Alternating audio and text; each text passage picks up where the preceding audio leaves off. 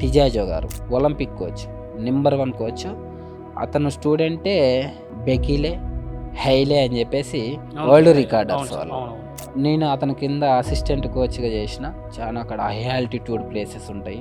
అసలు coaching manual ఎట్లుంటుంది, ఒక పిల్లోని ఎట్లా ప్రిపేర్ చేయాలి, మనకంటే మన ఇక్కడ మన స్టూడెంట్స్ ఎట్లా అంటే నాకు షూ లేదు అది లేదు కదా, వాళ్ళ దగ్గర మొత్తం రాకే. నేను చాలా నేర్చుకున్నా అక్కడ. తిన్నా రన్నింగే, నిలబడ్డ రన్నింగే, కూర్చున్న రన్నింగే, ఏదైనా రన్నింగే. ఒలింపిక్స్ ఆడిన వాళ్ళు జనరల్గా మనలాగా తిరుగుతారండి. అక్కడ ఎవరు పోయినా కానీ హగ్ ఇచ్చి సెకండ్ ఇచ్చేస్తారు.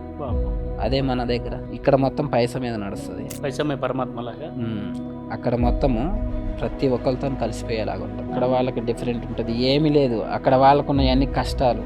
అక్కడ వాళ్ళకి అన్నీ ఉన్నది ఫెసిలిటీస్ లేకపోవటం. అక్కడ వాళ్ళకు ఉన్నదంతా ఫుడ్ లేకపోవటం. చాలా పేద కంట్రీ అది. అయినా కానీ లాంగ్ డిస్టెన్స్ అని అంటే ఇథియోపియా, కెన్యా అనే చెప్తారు ఎవరైనా కానీ.